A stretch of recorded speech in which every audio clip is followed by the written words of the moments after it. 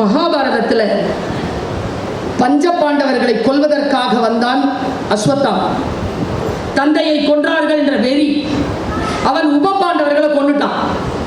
அவனுக்கு சாபம், சாபத்தோட அலையிறவன் ஒரு காரியம் பண்ணாங்க, அத்தனை கிருஷ்ணனோட சேர்ந்த அத்தனை அந்த படையும் அழிகிற மாதிரி ஒரு வேலை செஞ்சான். நான் ரொம்ப சூட்சமான ஒரு ஆயுதத்தை உங்கள் கையில் கொடுத்து கொண்டிருக்கிறேன்.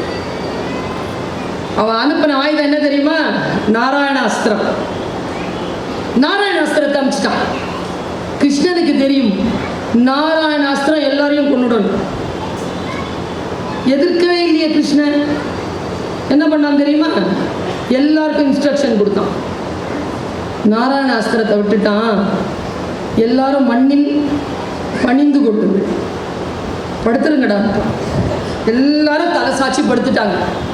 சேனைகள் எல்லாரும் தானும் படுத்துக்கொண்டு நாராயணாஸ்திரம் இப்படி வந்துச்சு, எல்லாரையும் பார்த்துச்சு.